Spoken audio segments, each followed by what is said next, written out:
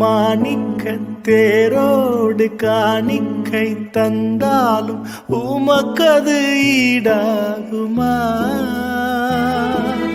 உலகமே வந்தால் உறவுகள் நின்றால் உமக்கது ஈடாகுமா? நாமம் சொல்ல சொல்ல என் உள்ளம் மகிழுதையா, என் வாழ்வில் மெல்ல மெல்ல இன்பம் பெருகுதையா. Download ShareChat. ஆவியின் திரியேக ஆசீர்வாதம் நம் அனைவரையும் வழிநடத்தி காப்பதாக. இந்த காலை நேர சிந்தனைக்கென்று யோசுவாவின் புஸ்தகம் 6ஆம் அதிகாரம் 17வது வசனம். ராகாப் என்னும் வேசி மறைத்து வைத்தபடியால் அவளும் அவளோடு வீட்டுக்குள் இருக்கிற அனைவர் மாத்திரம் உயிரோடு இருக்க கடவார்கள். கர்த்தருக்குள் பிரியமான இறை மக்களே, தேவ பாதுகாப்பு. அந்த பட்டணத்தை வேவுவாப்பதற்காக அனுப்பப்பட்ட மக்களை அந்த வேசியின் வீட்டிலே, ராகாப் என்ற பெண்ணினுடைய வீட்டிலே அடைக்கலமாக அடைத்து வைத்து பாதுகாக்கப்பட்டார். கர்த்தருக்கு விரோதமான பாளையம் இறங்குகிற சங்கார தூதன் அவர்களை அழித்து விடுவான், அந்த நாட்டினர் அந்த அரசன் அவர்களை கொன்று விடுவான் என்று சொல்லி திருச்சபையை பாதுகாப்பதில் இந்த அருமையான மகள் மிக மிக கவனமாக இருந்தாள். அன்புக்குரிய இறை மக்களே, ஒரு அருமையான இளம் ஊழியர் தன்னுடைய ஊழியத்தை இந்தியாவிற்கு வாலிப பருவத்தில் நிறைவேற்றி கொண்டு இருந்தார். சென்னை மாநகரில் ஒடுக்கப்பட்ட ஆதரவற்ற குடிசை வாழ் மக்களுக்கு பணியாற்ற அவர் வந்தார். இன்றைக்கும் கிறிஸ்டியன் மிஷன் தொண்டு அறக்கட்டளை அவரால் துவங்கப்பட்டு சாலையோரங்களில் இருக்கிற நூற்றுக்கணக்கான கைவிடப்பட்ட பெண்களுக்கு இலவச உணவை அவர்களின் சூப் சமையல் மையங்களிலிருந்து கொடுத்து வருகிறது. மற்றும் இங்கு நோயாளிகள் மறுவாழ்வு பெறுகிறார்கள். நோயாளிகளின் மருத்துவ உதவிகள் பெறுகிறார்கள். மளிகை பொருட்கள் வாங்க வழியில்லாத ஏழை குடும்பங்களுக்கு இலவசமாக அவைகளை தருகிறார்.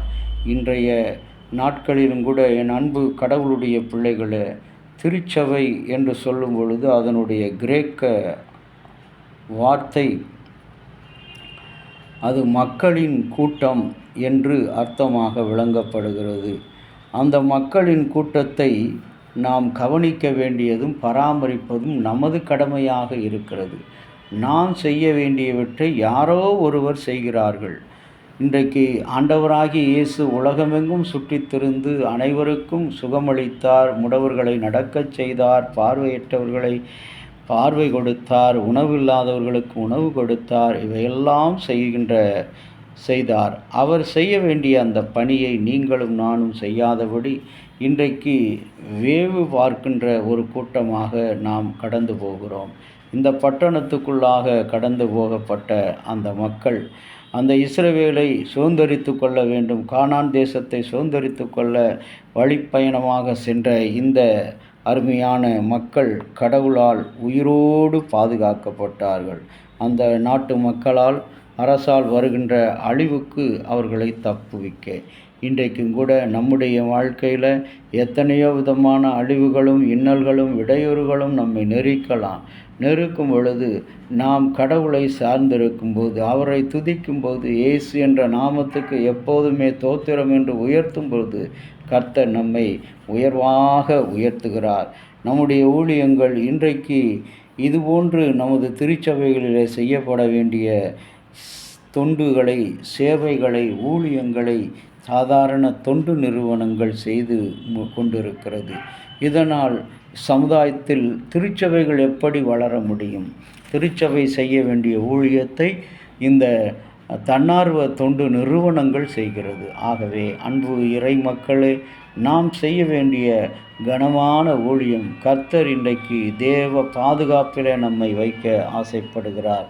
நாம் செய்ய வேண்டியதெல்லாம் கர்த்தருக்கு பயந்து அவர் வழிகளிலே நடக்கும்படியாய், அவருடைய சுவிசேஷத்தில் நாம் வாஞ்சை உள்ளவர்களாய் ஒப்பு கொடுக்கும்படியாய் கடவுளிடத்தில் மன்றாடுவோம். ஆண்டவர் நம்மை ஆசீர்வதிப்பார்.